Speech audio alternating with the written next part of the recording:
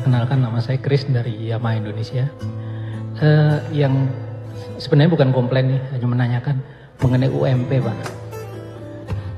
Kebetulan saya di ARD. Kami punya karyawan 11.000 lebih dengan 2 pabrik juga di Kerawang. Di pertamanya kami sudah hitung dengan kenaikan sekitar sekian puluh ribu. Tiba-tiba kami kaget nih dengan kondisi yang kemarin. Sekali lagi Yamaha bukan komplain ya Pak ya, karena Yamaha dari dulu kenaikan UMP berapapun pasti dibayar. Pak Andriansa yang tahu itu. Jadi kira-kira alasannya apa Pak? Makasih. Kenaikan UMP di Jakarta sejak tahun 2016 itu naiknya 14,8%. 2017 8,3%. 2018 8,7%. 2019 8,0%, 2020 8,5%. Lalu terjadilah kontraksi perekonomian kemarin. Pertumbuhan kita turun, inflasi kita turun. Apa yang terjadi? UMP kita naiknya 3,3%. Bagaimana kebijakan DKI? DKI sama kebijakannya. Kami selalu melaksanakan ada yang di PP selama ini, dengan kekurangannya kami tambahi lewat Kartu Pekerja Jakarta. Lah, formula PP-nya berubah, Pak. Yang rata-rata kenaikan UMP itu 8,6% selama ini. Tahun 2021 PP 78 2015 berubah PP 36. Yang tahun lalu saja kondisinya kita berat 3,3%. Dengan formula baru keluarnya 0,8%, di bawah 1%. Saya pun kaget loh. Bagaimana mungkin di Jakarta yang biasanya kenaikannya 8%, lalu kondisi sulit naik 33 dan buruh pun menerima. Karena pada waktu itu kondisinya memang sulit. 3,3. Hari ini kondisinya lebih baik, perekonomiannya pertumbuhan meningkat, justru UMP-nya malah turun dari rata-rata 8% menjadi 0,8. Sekarang Bapak Ibu copot baju kita pakai akal sehat. Kira-kira kalau kita dalam posisi itu normal tidak Bapak Ibu? Di Jakarta kenaikan 0,8. Kalau kenaikan 0,8 sudah hampir pasti problem akan muncul. Kita 1,5 tahun ini mencoba menyelamatkan stabilitas sosial di Jakarta. Tadi saya ceritakan tuh, supaya Jakarta anteng, tenang, semua orang cukup. Lah kok sekarang kenaikan UMP-nya di bawah inflasi? That doesn't make sense. Jadi kami sampaikan, ini problemnya adalah formula baru telah mengganggu stabilitas yang ada di Jakarta. Nah sekarang kondisi sudah membaik nih.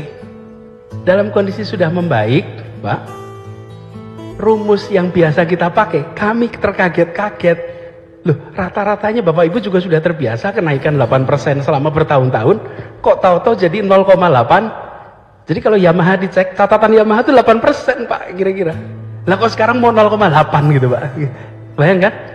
Nah, jadi problemnya Bapak sekalian, menurut saya ini rumus formulanya. Apa yang dilakukan?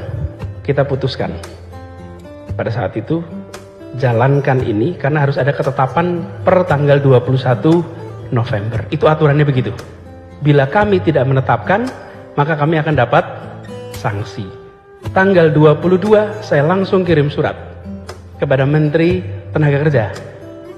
Saya sampaikan ini tidak masuk pada prinsip keadilan, dan kalau kita lihat proyeksi perekonomian ini nggak nyambung. Jadi Pak, 21 kita keluarkan, 22 kami kirim surat. Tidak ada balasan terus. Di pemerintahan itu kalau berkirim surat, kalau 2 minggu tidak ada balasan, itu artinya disetujui Bapak Ibu. Bapak Ibu tahu prinsip administrasi itu. Ditunggu 15 hari tidak ada jawaban. Tanggal 16 kemarin, 16 Desember, kita gunakan apa angka 5,1 itu? Angka 5,1 itu bukan angka bikinan kita Pak. kita menggunakan rumus yang biasa digunakan selama ini. Jadi ketemunya kali 5,1. 3,6 proyeksi pertumbuhan dengan 1,5 itu inflasinya. Jadilah angka 5,1. Jadi 5,1 itu jika kita menggunakan rumus yang ada di tahun-tahun sebelumnya. Apakah punya dasar hukum? Ada.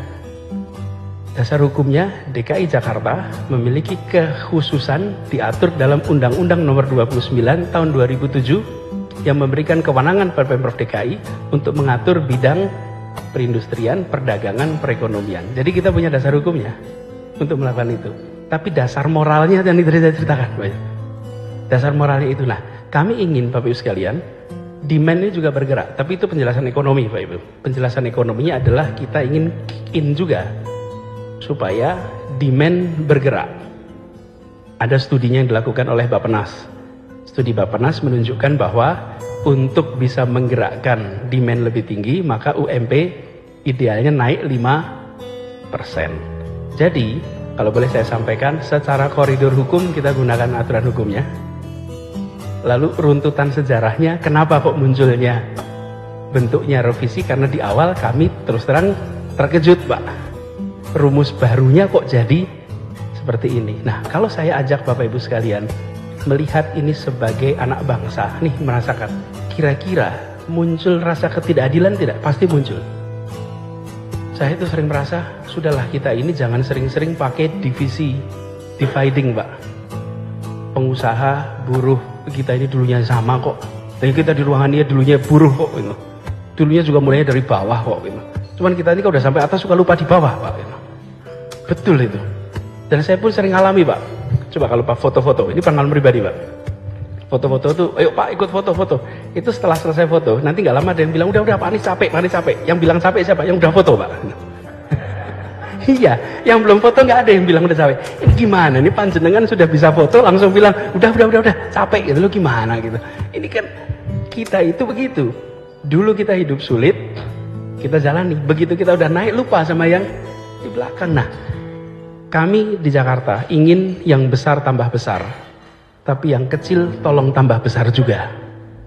Jangan yang kecil tetap kecil, yang besar tambah besar. Membesarkan yang kecil tanpa mengecilkan yang besar. Yang besar tambah besar, tapi yang kecil juga boleh ikut besar. Gitu kira-kiranya. Nah, ini Bapak Ibu sekalian, sebabnya kita ambil policy itu, dan kami berharap, yuk bebannya dipegang sama-sama. Nah, sekarang kami minta Bapak Ibu sekalian, yuk kita bangkitnya sama-sama. Jangan bangkit sendiri-sendiri. Bangkit sama-sama, ya pekerjanya bangkit, ya pengusahanya bangkit, ya ekonominya bergerak. Dan itu yang kita inginkan untuk Jakarta kita. Dan Bapak Ibu, kita makan malam di sebuah gedung yang lokasinya hanya 1,1 km dari gedung namanya Gedung Pancasila, Bapak Ibu. Gedung Pancasila itu apa? Gedung tempat disepakatinya pendirian Republik ini, Bapak Ibu. Dan tidak ada kalimat lain yang menjadi alasan kenapa Republik ini didirikan kecuali untuk kalimatnya satu, menghadirkan keadilan sosial bagi seluruh rakyat Indonesia. That's the only purpose.